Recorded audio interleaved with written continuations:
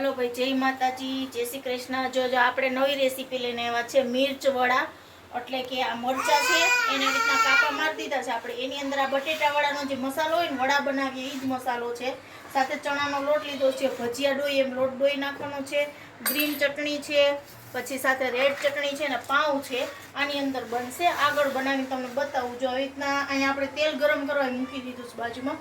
મિર્ચ વડા એટલે મરચાંની અંદર જેમ ચણાનો લોટ ભરીએ ને એમ બટેટા ભરી દેવાના છે। બધા મરચાં આ રીતના આખા કવર કરી દેવાના છે બટેટાના મસાલાથી। આ રીતના જો આપણે આ રીતના બધા મરચાં ભરી લીધા છે અંદર અને બહાર, આવી રીતના કવર કોટિંગ કરી લીધું। હવે આપણે ભજીયાનો લોટ બાંધશું, એમાં સેજ એવા સાજીના ફૂલ નાખશું, પછી જેટલું લોટ હોય એ પ્રમાણે સ્વાદ અનુસાર નિમક નાખશું અને એની સાથે માથેથી લીંબુ નીચવશું। જો લીંબુ નીચવી દીધું ને હવે એની અંદર પાણી એડ કરીને આપણે લોટ બાંધી લઈશું। તો રહ્યો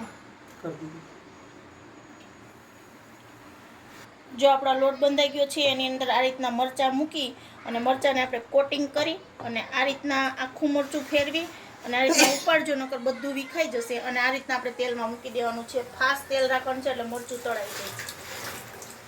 જો આ રીતના આપણે આ મિર્ચવાળા તેલમાંથી કાઢી લીધા છે, 4 મિર્ચવાળા આપણે બનાવ્યા છે, તૈયાર થઈ ગયા છે ને અહીંયા આપણે આ મિર્ચવાળા તૈયાર। હવે આને કટિંગ કરીને આપણે વડા બનાવવાના છે।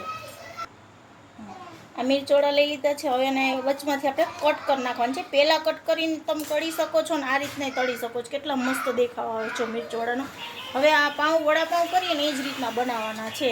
પાઉંને વચ્ચેથી કટ કરી નાખવાનું છે, એની અંદર લગાવવાની છે રેડ ચટણી, એની અંદર લગાવવાની છે ગ્રીન ચટણી, અને પછી આ મિર્ચવાળું છે આમ વચ્ચે મૂકી દેવાનું છે। આ રીતના કેટલો મસ્ત લુક આવે છે મિર્ચવાળાનો જુઓ। અને પછી આપણે જો શેકવું હોય તો શેકી શકીએ છીએ, અને તળીને એમ કાચું ખાવું હોય તો બોમ્બે સ્ટાઇલે ખાઈ શકીએ છીએ। આપણે શેકીને ખાશું એટલે આપણે તવામાં શેકીને આગળ તમને બતાવું। જો તવામાં આપણે તેલ અથવા બટર નાખી લસણવાળી ચટણી આ રીતના નાખી અને આપણે પાઉંને જેટલું સ્પાઇસી ખાવું હોય ને એ રીતના આપણે કરી શકીએ છીએ। અને પાઉંને આને મૂકી દેવાનું અને આ રીતના આખું શેકી નાખવાનું છે લગલગ। હાલો જો દર્શન જમવા બેસી ગયા છે અને ચાખે છે કેવું બન્યું છે, આપણને ચાખીને કહેશે મિર્ચવડા કેવા બન્યા છે। ચાખો દર્શન, ચાખો કેવા બન્યા છે મિર્ચવડા? મસ્ત બન્યા? બસ હોય ને, ઓલા વડા કરતાં આ વડા ભાવે કે ન ભાવે? મિર્ચવડા ભાવે ને, મસ્ત સ્વાદ આવે છે। તો મારો વિડીયો સારો લાગ્યો તો લાઈક કરજો, શેર કરજો અને સબસ્ક્રાઈબ કરવાનું ભૂલતા નહીં। Bye bye.